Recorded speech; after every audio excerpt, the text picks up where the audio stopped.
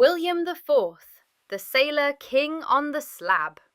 It is the 20th of June 1837, and Windsor Castle has fallen silent again. King William IV, known as the Sailor King, has died in the early hours of the morning. He is 71, frail and breathless, the last Hanoverian monarch before the rise of Queen Victoria. William was never meant to be king. For most of his life, he was the raffish naval officer, the spare prince with mistresses and illegitimate children. But the crown fell on his head in 1830 when his bloated elder brother George IV died. Now, after just 7 years on the throne, William is dead. The official verdict: pneumonia and heart failure. But what would an autopsy really have shown if his body had been cut open on the mortuary table? The last days. William had been in poor health for months. He suffered from chronic bronchitis, a rattling cough that never left him. His heart faltered, leaving him swollen with fluid, his ankles puffed, his face grey. In June 1837, the final illness struck. Fever, shallow breathing, wheezing lungs. He struggled in his bed at Windsor, attended by his queen, Adelaide, and his doctors. At dawn on the 20th, he slipped away. The external examination. On the slab lies a man of 71, tall but wasted. His naval youth gave him a wiry frame, but years of decline have left him thin in the limbs, swollen at the belly and ankles. His skin is pale, mottled with purple blotches. His lips are blue-tinged, his fingers clubbed from years of poor oxygen supply. He looks every inch a man who died suffocating. Opening the chest. The ribs are cracked open. The lungs are heavy, sodden, and oozing fluid when cut. This is pneumonia, the infection that drowned him. But the lungs also show long-term damage, scarring, chronic inflammation.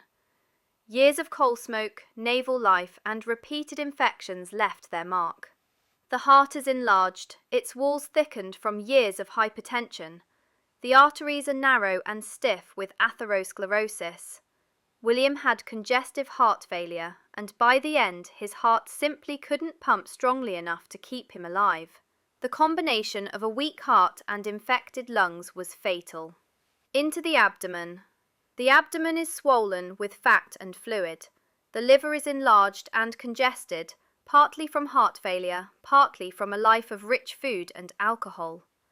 It is not as destroyed as George IV's, but it shows fatty change. The kidneys are shrunken and scarred, the result of high blood pressure and age.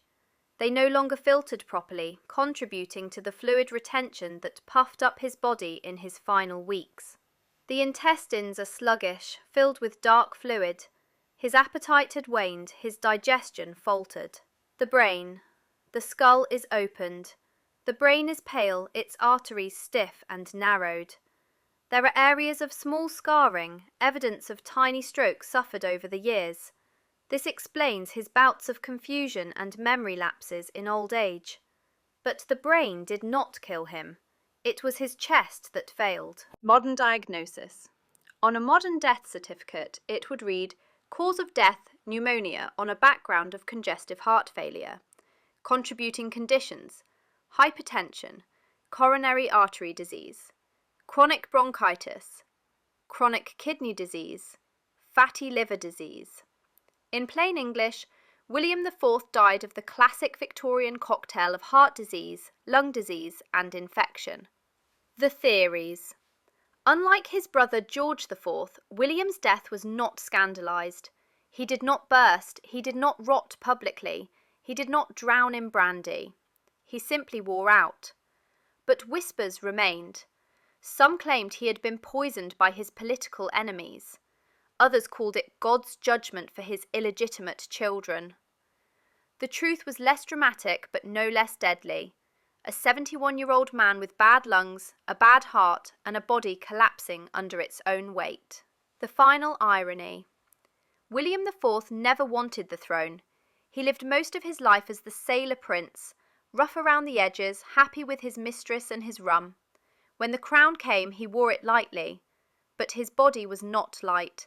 It carried the scars of naval hardship, rich food, alcohol, and age. His brother, George IV, died rotting in fat. William died drowning in fluid. Both were undone not by daggers or plots, but by the slow march of disease. And with William's death, the crown passed to his young niece Victoria, the dawn of an age that would change Britain forever. So there lies William IV on the mortuary slab, a king of 7 years, a sailor of decades, a body undone by lungs and heart. Not glamorous, not grotesque, but ordinary in its decay. That was Crowned and Autopsied William IV, one king, one quiet collapse, maximum pneumonia, minimum glory.